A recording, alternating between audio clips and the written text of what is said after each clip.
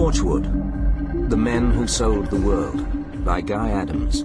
Read by John Telfer.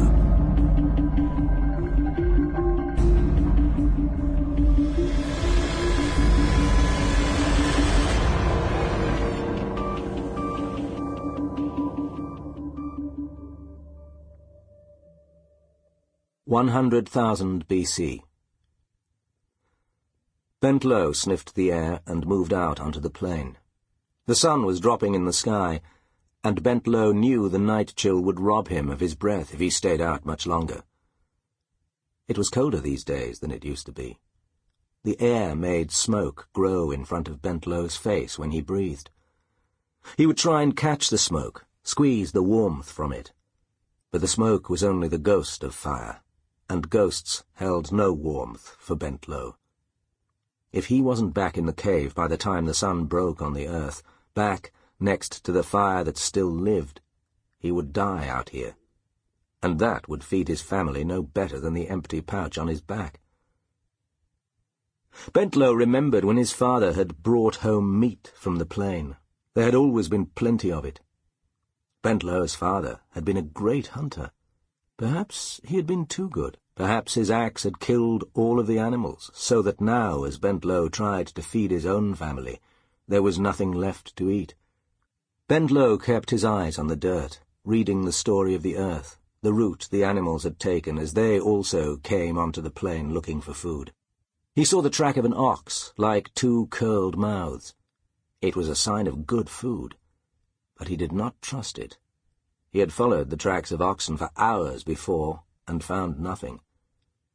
The earth held the story of the oxen's passing for too long since the last rain. They had been gone for many days. The ground told him things that were not so.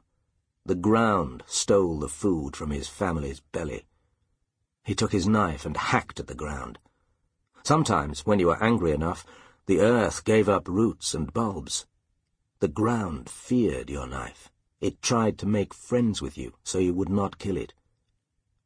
The gifts of the earth were not as good as meat, but they were better than nothing at all. As he cut at the earth, there was the sound of thunder from the horizon. He looked at the sky, trying to decide whether it was angry or pleased with him. It was a cold sky, and kept its feelings to itself. He looked towards where the noise had been. There was something there, a new shape on the horizon. He shouldn't look. He had no time. If he waited any longer, the darkness would come and kill him with its cold. But Bentlow was curious. Bentlow wondered if the sky had given him a gift. Bentlow ran towards the shape in the distance, forcing his tired legs to move fast so they gave him speed and heat. As he got closer, he could see that the shape was a man, though not like Bentlow. This man's skin was darker, but almost hairless. He was bigger than Bentlow, a giant, and he wore strange, thin skins. He will be dead when the cold comes, thought Bentlow. Those skins will give no heat at all. Maybe he was dead already, for surely a man could not fall out of the sky and survive.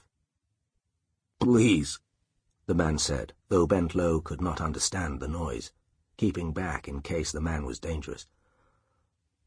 "Please, get help," the man continued, reaching out to Bentlow. "My name's Rex Matheson, and I'm with the CIA." Chapter 1.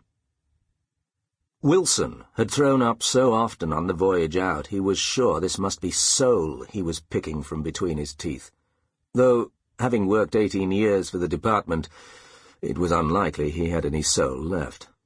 There was a knock on his cabin door. He rolled his cheek from the lip of the toilet and went to answer it.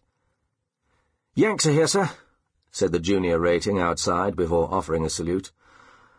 "At ease, sailor," Wilson smiled. Another 6 months and the boy would be spitting on the security services, not saluting them. "I'll be right up." Wilson closed the door and headed back to the bathroom. Sample complete. Ready to continue?